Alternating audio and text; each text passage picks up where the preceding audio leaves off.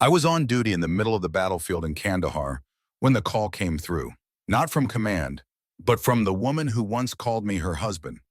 She said something I'll never forget. "I just called to let you know the house we built together now belongs to someone else." I stared at the screen for a second, thumb hovering over the decline button. I should have ignored it, should have let it ring and buried whatever was left of my old life 6 feet under the sand. But some twisted instinct told me to answer. "Jack," she said. I didn't respond at first. Her voice sounded so normal. Not a hint of shame, no hesitation. Like she was calling to tell me the dog chewed through the couch again or she'd burned dinner. "You there?" "Yeah," I said. My voice came out rough, colder than I meant. "What's going on?" There was a pause, then she said it. "I just thought you should hear it from me. I've decided to sell the house. Our house. The one I bought with my VA loan, put every dollar into renovating with my own hands. The same house I'd left in her care when I deployed. The one where we carved our names into the back porch steps the day we moved in." "You're selling our house?" I asked, trying to keep my tone steady. "Well, technically, it's in your name," she said. "But it's too much house for me alone." Jeremy agrees. Jeremy. I felt my stomach turn. She didn't even flinch when she said his name. Like I was supposed to be okay with it. Like she was the victim here. That was when I noticed the background noise. Music, laughter, a dog barking. My dog. My playlist from Spotify. It was faint, but I knew the song. Springsteen, Tougher Than the Rest.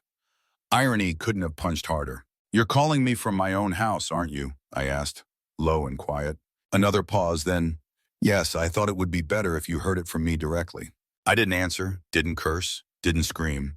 I ended the call and just sat there on the edge of my bunk, sweat clinging to the back of my neck despite the desert chill. That night, I couldn't sleep. Not because of the mortar fire in the distance or the howling wind outside.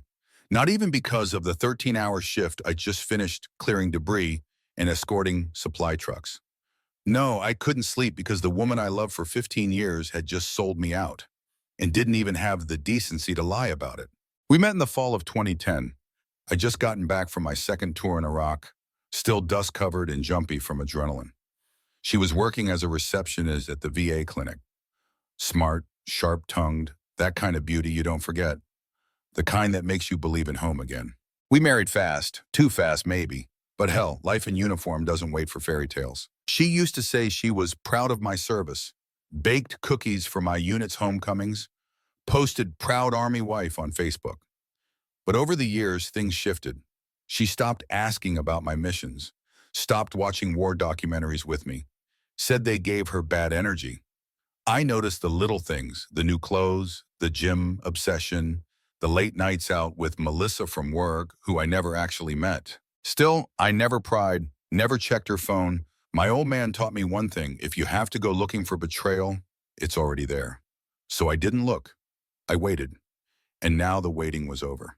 I logged into our Ring cameras at over 200 hours, using the base Wi-Fi and a VPN I'd set up years ago when we first installed them. Madeline never was good with tech. She probably forgot I had access. Or maybe she didn't care. There he was, Jeremy, some greasy-looking guy with a smug jawline and my Seahawks hoodie.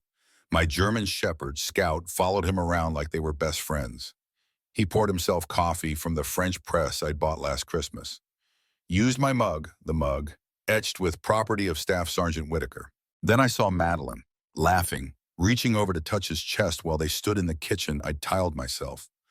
Grout under my fingernails, bleeding knuckles from that damn backsplash. Something broke inside me. Not loud, not violent, just snapped. There's a moment in every soldier's life when the mission becomes personal. When it's no longer about orders or objectives, it's about making things right. For me, that moment was now. I pulled out a notepad from my rucksack and wrote 3 things. Call James. Check the refinance documents she mentioned last year. Freeze every damn account she could touch. I didn't feel rage, not yet. I felt something colder, sharper, resolve. Madeline thought she'd buried me with a PDF. Thought I was too far away, too tied up in camo and call signs to fight back. She had no idea who she was dealing with. The sun hadn't even cracked the horizon when I slipped out of my bunk and made my way to the base comm center. I didn't speak to anyone. I didn't eat. I didn't sleep. My body moved on instinct, trained for routine, but my mind was already back home, mapping every angle, every possible way this could unravel. This wasn't grief. It wasn't heartbreak. It was something more methodical, a shift inside me, like flipping off the safety. By 05:30, I was on a secure line with James Porter, former squad mate, now a lawyer in Spokane who owed me more than a few favors. He picked up on the second ring. "You sound like hell," he said, not bothering with a greeting. "I need legal eyes on something fast," I told him. "Off record for now." "Talk." I didn't waste time.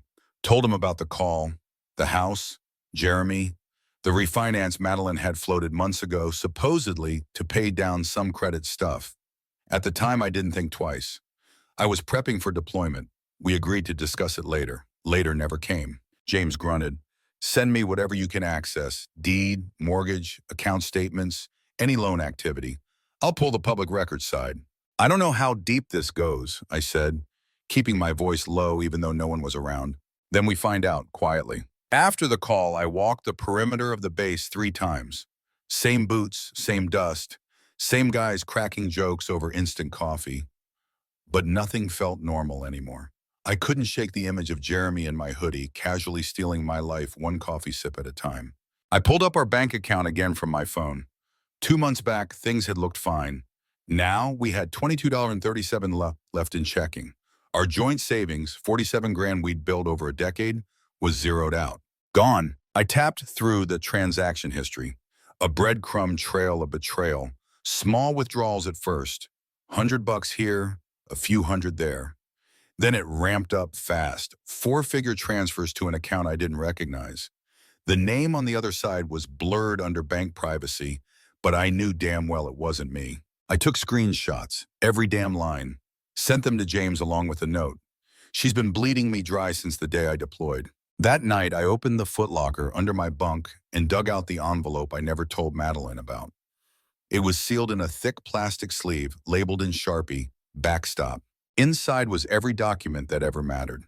Birth cert, social, military benefits folder, copies of the VA loan, deed under my name only, a list of my emergency contacts, including 2 lawyers, 1 retired colonel, and the credit union manager who'd grown up with my father. I'd stored it all at a facility across town before I left, just in case. Madeline didn't know about it because I didn't want her to. She didn't know about the secondary checking account either. I'd started funneling 10% of every paycheck into it 2 years ago. Just enough to avoid notice, but enough that I wouldn't be left with nothing if something ever went south. I guess part of me knew this day would come, or feared it enough to be ready. 3 days passed before I heard back from James. He didn't bury the lead. "She forged your signature, Jack." I didn't respond right away. "The loans require spousal consent for a refinance," he went on. "But the primary borrower, you, has to authorize the paperwork. What she submitted looks like your signature, but the details are off. She even got your middle initial wrong." I rubbed my eyes. I wasn't even surprised, just tired. "There's more," James added. "The co-signer listed on the refi, Jeremy Ryan." "Of course. They pulled $330,000 in equity out of the house," he said. "All of it already moved." "She sold the future too," I muttered. "What's your move?" I didn't answer. Not yet. I needed to think, and I needed more. That night, I used my limited bandwidth to reconnect the Nest cameras inside the house. Not just the exterior ones Madeline might have remembered. We had 2 in the main rooms that were part of the smart home install I'd done during lockdown. I'd left them deactivated, but I never removed them. And she never reset the system. 1 click, and I was in. It was afternoon back home. Sunlight streamed through the windows. I'd double insulated myself. Jeremy walked across the living room, talking to someone I couldn't see. The door opened. Madeline stepped in, smiling, holding grocery bags. She leaned over, kissed him. He said something that made her laugh, and they disappeared into the kitchen. I watched them move through the house like ghosts, like strangers wearing the skin of my life. Every shelf I built, every fixture I upgraded, every piece of flooring I bled on, all of it was still there, except me. I opened a new notebook, the black one I use for ops level planning, and started sketching out my list. Not of revenge, of containment, of recovery, of making sure this mess didn't spread. Freeze the secondary account. File an identity theft flag with the bank. Notify the VA of potential fraud. Request emergency leave paperwork. No details, just timeline. Contact the real estate fraud unit at the county clerk's office. Call Dad's old friend Mitch, retired judge. By the time I put the pen down, I realized something. I didn't feel broken anymore. I felt like a soldier again. And that meant one thing. The mission had begun. The first photo hit my inbox a few hours after sunrise. James had tracked down Jeremy Ryan's public social media through a burner profile. "You're going to want to see this," his message read. No caption, just an attachment. I tapped it open. There he was, grinning like a man who'd just won the lottery, sitting on my back porch, my chair, my fire pit, my dog curled at his feet like they'd known each other for years.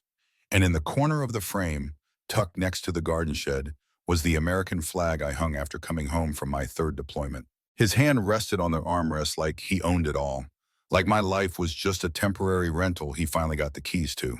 He'd even captioned it, "Home sweet home, #blessed." I didn't react, didn't slam my fist, didn't throw the phone across the room. I just saved the photo and forwarded it to James with 2 words, "Get everything." That week, I stopped checking for updates out of habit and started watching them like recon. Jeremy had zero idea what kind of enemy he'd made. This wasn't some disgruntled ex he could ghost or outmaneuver. This was a trained operator who'd spent a decade studying threats in the field, and now I had one living in my house, using my shower, sleeping on my side of the bed. He started getting louder online too, bragging about renovations that were already mine, tagging himself at my address. Posing with Madeline in the kitchen I'd remodeled the winter before deployment, posting about their fresh start and new beginnings. I zoomed in on one of the shots. There it was, my old Seahawks jersey framed on the wall behind them. I'd worn that jersey when Dad took me to my first game at the Kingdom. Madeline knew that. She knew what it meant to me. She framed it. And let that son of a bitch hang it up like a damn trophy. I kept digging. The security cam at the foyer caught Jeremy talking on speakerphone one morning while Madeline was at work. He wasn't subtle. "Nah, man, it's locked in. VA loan gave us a sweet chunk. Madeline pulled the paperwork clean. Jack's not even in the country, bro." He laughed. My dog barked. The camera picked it all up. They weren't just stealing, they were celebrating. Madeline texted me 2 days later. No apology, no explanation. Just, "We need to talk. There's a lot you don't understand." I left her on red. Later that night, James called. His voice was tight, serious. "She's pushing the property listing through," he said. Same realtor name popped up. Daniel Spencer. I knew that name. Not personally, but I'd heard whispers through military grapevines. Stories about homes being sold out from under deployed service members. Always in their absence, always just legal enough to avoid triggering alarms until it was too late. James confirmed it. Spencer had closed 3 sales in the last 2 years, all tied to relationships that fell apart while one partner was serving overseas. In each case, the house sold well below market value. The new buyer flipped it. Fast cash, no questions. "He's a bottom feeder," James said. "Smart, sleazy. And guess who co-signed the last 2 deals?" "Jeremy," I said flatly. "Bingo." I stared at my wall, the maps I'd pinned, the flowchart I'd built from bank data, screenshots, timestamps. The pattern was becoming clear. Spencer brought the connections. Jeremy brought the charm. Madeline was the hook. Whether she was in on it from day one or just a convenient pawn, I didn't care anymore. She was part of the con. That was enough. I pulled up the interior camera feed just after lunch. Spencer was in my living room. Polo shirt, smug smirk, clipboard in hand. Jeremy stood beside him, pointing at my bookshelves, my fireplace, my goddamn grandfather's flag shadow box. "She says he's starting to sniff around," Jeremy muttered. "Might be wise to get this listed quick." Spencer shrugged. "Let him. Military guys bark a lot, but they've got deployments, commitments. He'll take a payout just to keep the peace." I zoomed in. My hands were steady. My jaw wasn't. I recorded everything. Sent it to James, copied it to cloud storage. Labeled it, "Proof of Conspiracy, Primary Source." An hour later, I got a message from Madeline. This one, voice memo. "Jack, I don't know what you're doing, but the bank called me. They're asking questions about the loan. Jeremy says someone's been asking around town, showing your ID. What's going on?" The nerve of it. She sounded nervous now. Frazzled, but not sorry. I didn't reply. I forwarded the voice memo to James and added a note. "Let's tighten the net." Jeremy kept posting, like he couldn't help himself.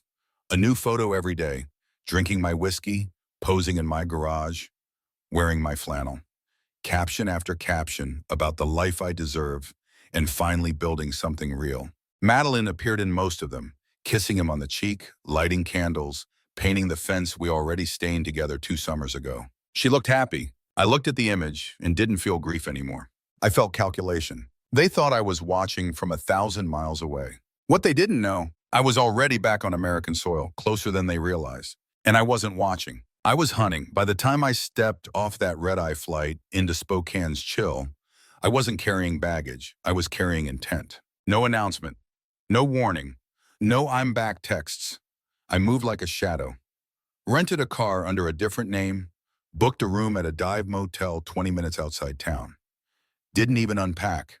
Just set up my laptop on the warp desk and opened the folder James had handed me back at the diner that morning. Inside, forged loan docs, timestamps, property records, and the smoking gun, video stills from my security feed showing Jeremy and Spencer plotting like they were flipping a fixer-upper, not laundering stolen equity. I didn't come back to talk, I told James before we parted ways. I came to end this. Good, he said, because they're close to finalizing the sale. First stop was the credit union. Not my usual branch, somewhere quiet, where the staff wouldn't recognize my face from barbecues or flag-raising events. I met with the refinance officer who signed off on the original loan, some soft-spoken man named Grant, whose tie screamed mortgage seminars and bad coffee. When I laid the forged signature next to my license, his expression dropped a full shade. "This isn't your writing," he muttered, studying the loop of the W in Whitaker. "Nope," I said deadpan, "but it's been used to steal $30,000 out of my home. I need to notify fraud services." "Already filed. Local PD has the report." He blinked at me. "And the FBI?" "They're next." Back at the motel, I forwarded the updated bank footage to Agent Patel. She'd been quiet until now, waiting, watching, connecting threads behind the scenes. But this time she responded within minutes. "Can you confirm they're attempting to sell to a known associate?" I replied with Spencer's real estate license number, 3 linked closings, and a full timeline built from metadata. Her follow-up came just as fast. "Understood. Stay put. We're activating federal jurisdiction." Madeline tried to call that night. I let it ring. Then a message. "I don't know what you're doing, Jack, but please, don't make this uglier than it already is." Uglier? She forged my name, moved a con artist into my house, sold off my equity like it was clearance furniture. And now that I was finally within striking distance, I was the problem? I stared at the wall of the motel room, at the cracked floral wallpaper and the buzzing fluorescent light overhead. My hands didn't shake, my pulse stayed level, but inside a storm brewed so silent it was surgical. This wasn't revenge for the sake of pride. This was reclamation. At 9:37 a.m., Madeline pulled out of the driveway. Jeremy didn't go with her, but someone else showed up 10 minutes later. Spencer, dressed for a listing, portfolio in hand. They walked inside. I didn't follow. I didn't have to. The beauty of modern surveillance is that it doesn't sleep, and I'd wired every angle of that house with discreet precision long before I left for Afghanistan. What Madeline never grasped was that protecting a home wasn't just a matter of locks. It was foresight. I watched in real time as Spencer pointed to fixtures, scribbled figures, snapped photos. Jeremy stood nearby, nodding like a man reviewing a meal he didn't cook but planned to serve. "I've got a buyer lined up already," Spencer said through the feed. "Cash offer, same formula, list at $470, close at $420. "Perfect," Jeremy replied. "Let's get it done fast. He's starting to snoop. Let him. Guys like him always back off when lawyers start throwing papers around." Wrong. So very wrong. I sent the full video clip to Agent Patel, followed by a single line. "They're in the nest. Time to strike." She replied within the hour. At 12:14 p.m., unmarked vehicles boxed in the block. Plainclothes agents emerged from passenger doors, coordinated and quiet. Spencer and Jeremy were let out in cuffs, their faces pale with the realization that whatever game they were playing had just hit a wall of federal steel. I didn't go to the scene, didn't need the satisfaction of staring them down. That wasn't the mission. The goal was never to scream or punch or burn the place down. It was to make sure every brick of what they built on my back came crashing down, legally, permanently, and with receipts. Later that evening, I got a call from Patel. "Spencer cracked during transport," she said. "Jeremy tried to play it cool, but we've got recordings, transactions, text logs. And your footage? Gold, wire fraud, conspiracy, identity theft, attempted illegal sale under false pretenses." "What about Madeline?" "We're sorting that. Depends how involved she was, whether she signed things knowingly or was coached through it, but She paused. We did find a voice memo she sent Jeremy last week, telling him to push the deal before you came back, that you wouldn't fight. My jaw tensed. You still want her charged? She asked. I didn't answer right away. Part of me said yes. Part of me said she'd done enough damage without the inside of a courtroom stripping her name clean. I want what's mine, I said finally, and I want it locked down so this never happens again. You've got it. The house was sealed for evidence. The accounts were frozen. The sale was voided. Spencer was being transferred to federal holding. Jeremy too. Both looking at serious time, likely plea deals if they gave up other names. A pattern was forming, and I was the thread that unraveled it. Madeline? She showed up 2 days later at the precinct asking for a lawyer. No tears, no breakdowns, just a woman in a coat too thin for February, wondering how the life she built on lies had collapsed overnight. I didn't go see her. There was nothing left to say. The paperwork was finalized 6 months to the day after I landed back on U.S. soil. No contest, no drawn-out court drama, just a judge, a stack of documents, and a last glance between two people who used to promise forever. She didn't speak, neither did I. The settlement was airtight, full restitution of the stolen funds, her name removed from every title and account, and a written confession attached to the fraudulent mortgage file. In exchange, I agreed not to press criminal charges against Madeline. Jeremy and Spencer weren't so lucky. They pled out, 8 years and 12 years, respectively, in federal lockup. A fraud ring that stretched across 3 states brought down in less than a year because they underestimated a soldier who'd fought tougher wars than paperwork and betrayal. They called my case the thread that unraveled it all. But none of that gave me peace. I sold the house 2 months later. I couldn't stand the smell of it. The creak of the floorboards I once repaired barefoot, the kitchen I rebuilt during a blizzard while she brought me cocoa, I now realize came with conditions. Every surface held fingerprints that didn't feel like mine anymore. The real estate agent asked me why I was letting it go, said I could get more out of it, fix it up, hold on to the equity. I told him some places don't feel like home once the war moves inside the walls. I bought a small cabin just outside Missoula, 2 bedrooms, tin roof, a wood stove that doesn't roar so much as hum, 10 acres of quiet, thick with pine and stories the land doesn't tell easily. There's a creek out back that sings louder than traffic, and on clear nights, the stars feel close enough to touch. I named the dog Scout, not the same one they stole from me, but he's a shepherd too, alert, loyal, and smarter than most people I've met. He doesn't flinch when I talk to myself. I took early retirement from the Army. 20 years in, I figured that was enough. I'd given all I had, seen more than most, lost friends I still carry in my dreams. Now I build furniture for neighbors, fix porches, carve things with my hands that don't need to be explained to anyone. There's something about shaping wood that makes the world feel repairable again. One morning, a letter showed up in my mailbox. No return address, just a first name scrawled in blue ink. Carla. She was the wife of a Navy medic, deployed when Jeremy and Spencer tried the same scam on her home. Said the FBI mentioned my case. Said if I hadn't come forward, she wouldn't have had proof to stop the sale. You don't know me, she wrote, but because of you, we still have a roof over our kids' heads. Thank you for fighting when it would have been easier to let go. I read it twice. Then I pinned it to the fridge. Sometimes when the wind shifts just right and Scout lays his head on my boot, I catch myself thinking about Madeline. Not the version in court, not the one on those security cameras. The girl from that night at the VFW, dancing barefoot in the parking lot after too much whiskey and not enough food. For a second, I miss her. And then I remember the voicemail she left that week before everything burned. Let's not make this uglier than it already is. As if I was the one who lit the match. The truth is, I don't hate her. Hate requires energy. It asks for space inside your chest. And I'd rather save that for sunsets, slow dogs, and the smell of cedar after rain. She made her choice. So did I. People ask me now, when they hear the short version of the story, what I regret the most. Losing the house, the marriage, the years. But regret's a luxury. You earn that after a clean shot. This wasn't clean. It was long, brutal, and personal. What I feel most isn't regret. It's relief. I made it through. So let me ask you this. If the person who once vowed to stand beside you turns around and sells your life to the highest bidder, do you walk away with grace? Or do you make damn sure they know you saw everything they tried to bury? Is silence the high road or the sharpest blade? Let me know what you do.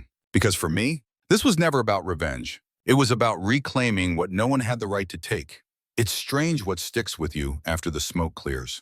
Not the arguments, not the courtroom ink, not even the months I spent living like a ghost with a mission. What I remember most is the quiet, the stillness that followed after the calls stopped coming, after the files were closed, and after I stopped needing to sleep with one eye open. Not because of gunfire, but because someone had made my home a war zone while I was across the world doing my job. There's a certain weight that comes when everything you thought was solid turns out to be smoke.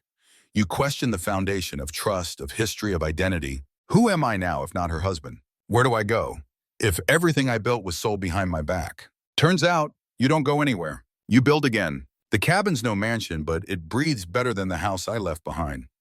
Wood creaks when the temperature drops and the back porch dips slightly on the left side. Something I plan to fix when winter passes. But there's a peace here I haven't known in years. The mornings start with black coffee and the sound of Scout's paws scraping the floor. He waits until I speak before he moves, like he understands that words are sacred in this place. I say good morning, and that's enough. I spend the days crafting, mostly repair jobs, sometimes commissions from neighbors, handrails, benches, once a crib for a first-time dad who cried when I dropped it off like I'd delivered a sacred relic. That crib cost me $43 in Pinewood in 3 days of labor, but it reminded me what it feels like to give without losing something in return. I don't talk about Madeline, not to the folks in town, not to the veterans group I check in with once a month, not even to James when we grab a drink now and then. It's not because I haven't made peace with it. It's because it no longer owns me. She tried to take everything, and for a minute it felt like she had. But there are things no signature can erase. No co-signer can steal, no notary can validate. Like honor, like grit, like the memory of coming home from deployment and seeing my dog sprint through the yard like I was the only person that ever mattered. They took the house. They didn't take that. A while back, I started writing down the names. Not of people I lost overseas, those I carry on my skin. I mean the people this scheme nearly destroyed. The families who emailed, called, sent messages that made my throat clench and my hands go still. One woman, Lena, from Fort Bragg, sent me a photo of her twins sitting on a porch swing they almost lost. She ended the email with, "Because you stood up, we stayed home." Another guy, a retired Air Force tech named Brent, told me he'd never trusted lawyers until mine stepped in and handed over evidence that cleared his name and saved his pension. It's wild how betrayal can echo so wide, but so can justice. Sometimes, late at night, I sit out back with a drink in hand, listening to the wind break against the treetops. And I ask myself the question I never had the guts to say aloud during the worst of it. What made her do it? Was it boredom, greed, resentment for the years I was gone and she had to play house alone? Or did she just see an opportunity and take it because she thought I'd be too far, too distracted, too broken to fight back? I'll never get the answer, but maybe that's okay. Because here's the truth no one tells you about healing. You don't need closure from the one who shattered you. You just need to choose not to stay broken. The FBI closed the investigation a few months ago. No more phone calls, no more court dates. The last thing Patel told me was that my case helped unravel a list of names they didn't even know existed. That mattered, not just to them, to me. It meant I wasn't just a victim. I was a damn wrecking ball to something rotten. I've been thinking about writing a book. Not for sympathy, not for headlines, just so the next soldier out there doesn't get blindsided by someone smiling through their betrayal. Maybe I'll call it What Can't Be Forged. Now, I want to ask you something real, not for clicks, not for attention, just man to man or soul to soul. What would you do if the person you trusted most set fire to the life you built, then smiled while it burned? Would you disappear quietly? Would you fight like hell? Or would you find a new kind of strength, not in rage, but in reclaiming what they thought you'd never rebuild? Let me know, because for me, I didn't just survive, I remembered who the hell I was.